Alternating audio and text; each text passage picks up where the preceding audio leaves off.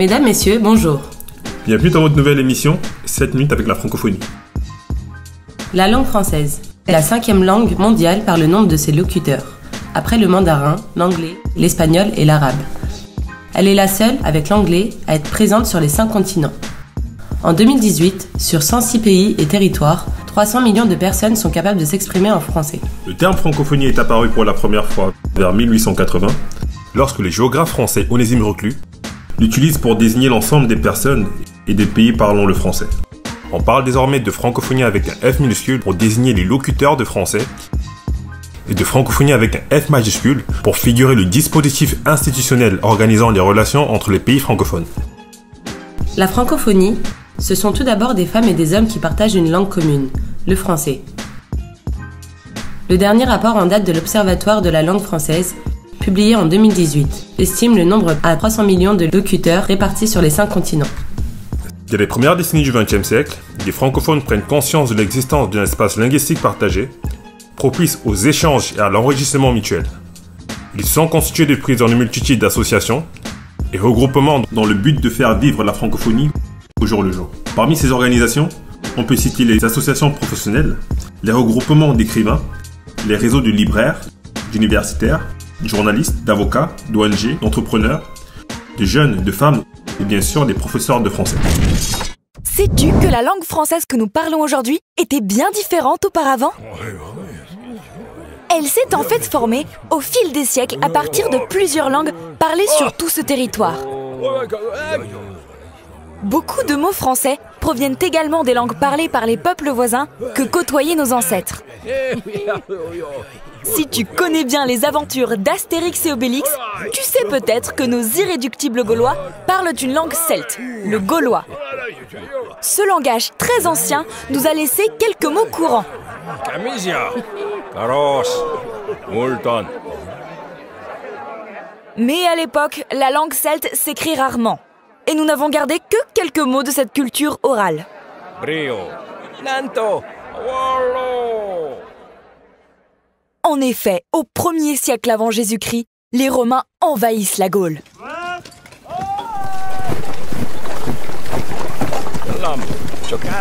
Ils apportent naturellement leur langue, le latin, avec eux.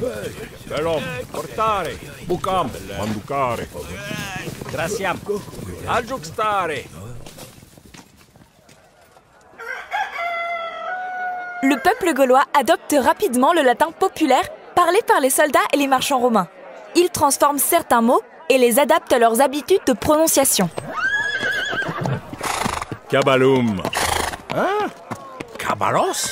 Cabalum. Ah, Cabalum. Cabalum. Cabalum. Cabalum. Cabalum. Cabalum. Certains Gaulois cultivés étudient le latin classique qui est parlé et écrit par les Romains érudits. Écous.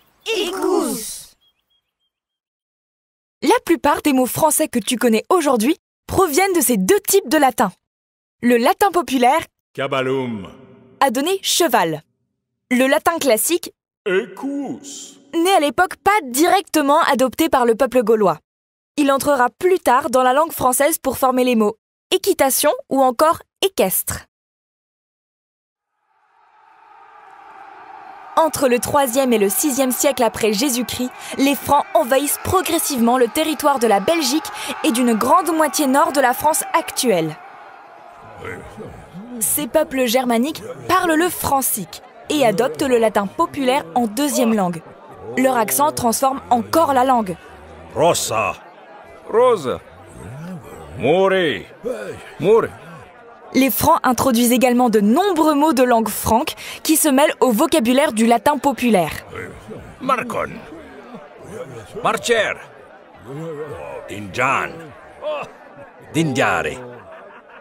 Au fil des ans et des influences, la langue parlée en Gaule se transforme tellement qu'au 9e siècle, elle ne ressemble ni aux Gaulois ni aux langues germaniques et se différencie bien du latin populaire.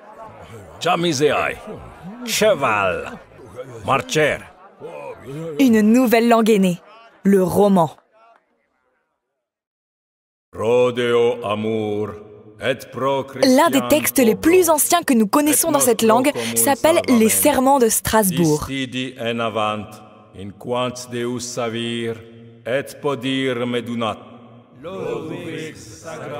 C'est une promesse faite en 842 entre deux des petits-fils de Charlemagne et leurs soldats.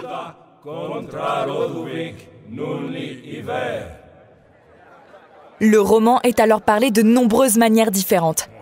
Il continue à évoluer et se différencie en plusieurs langues régionales parlées sur tout le territoire. À la fin du Xe siècle, un dialecte roman particulier, le français, se développe dans le bassin parisien. Cet ancien français est parlé par le roi Hugues Capet et les gens de sa cour. À partir de cette époque, les personnes cultivées l'apprennent dans toutes les régions de France. Une belle littérature se développe dans cette langue devenue prestigieuse.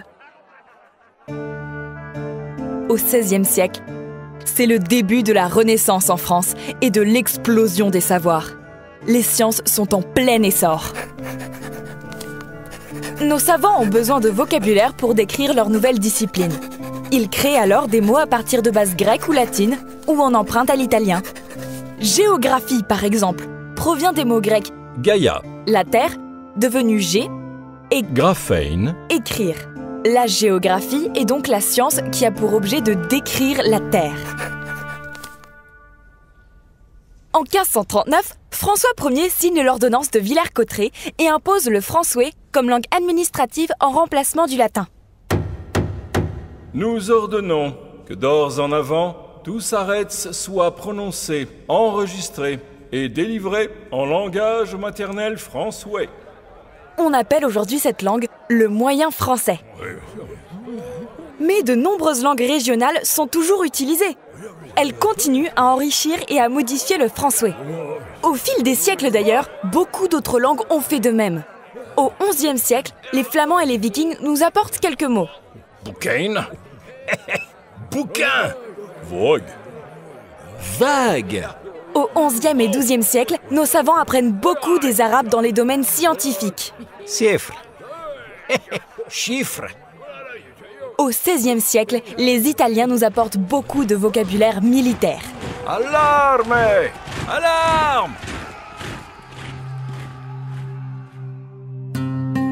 Au XVIIe, la mode est plutôt au mot espagnol.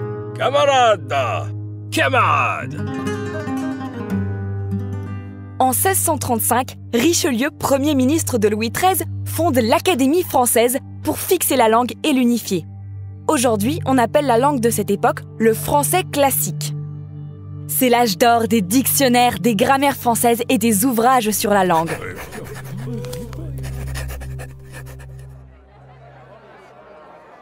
Même s'il reste minoritaire, de plus en plus de Français parlent le français. Ils l'apprennent souvent en complément de leur propre langue régionale. Le français classique brille par nos grands auteurs de l'époque. Il est également parlé dans de nombreuses cours d'Europe. Il devient une langue internationale pratiquée par les élites.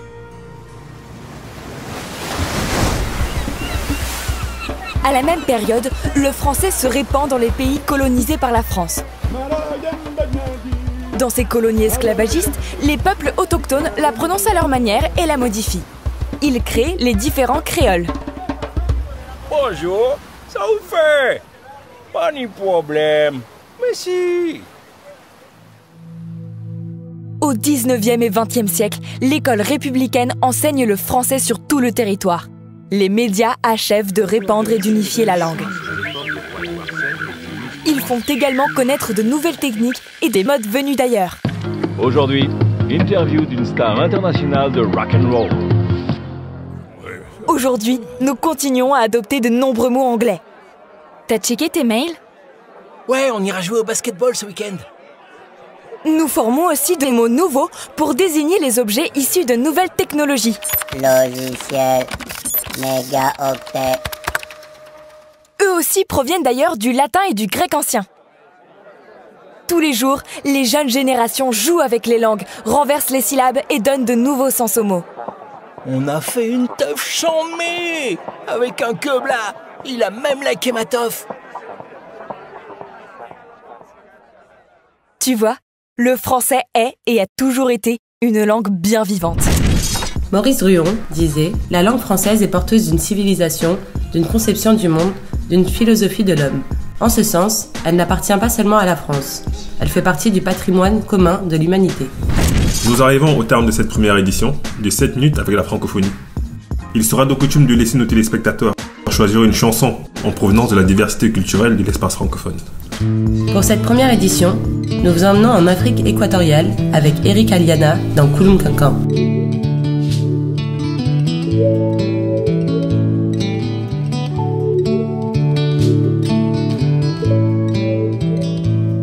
Tamakeri, tamakeri, tumburana, tumburana, tumburana, kurana, tumburana, mwane dongo, hatena mumwisikane, tamakeri,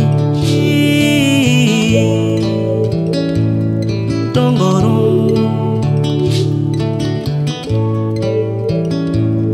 tamakeri, tamakeri,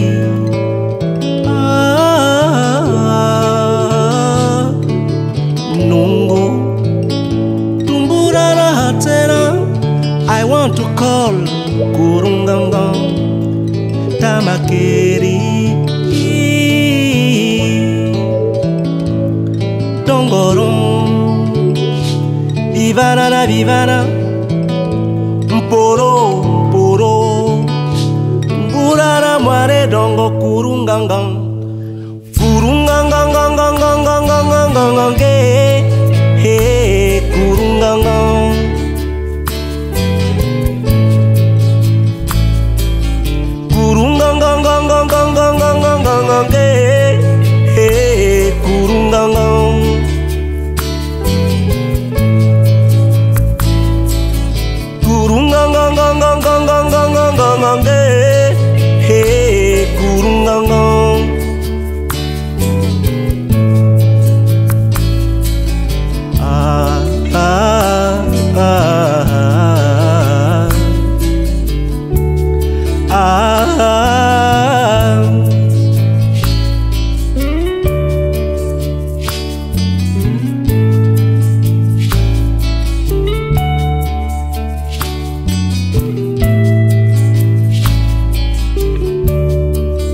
Wenda mali, wena mamo batoe, batu begwa mo sobe religion.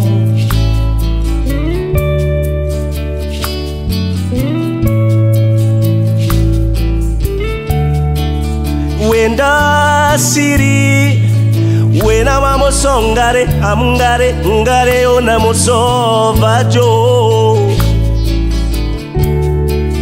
Wenda mali, wena moso nungo, ndienga namo oroto.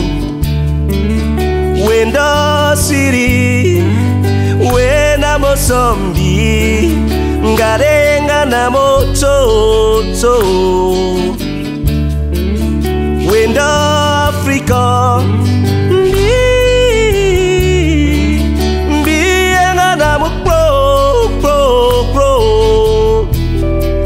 ngaye ke tirandona, ngaye ke so kuru kuru kuru kuru kokayano.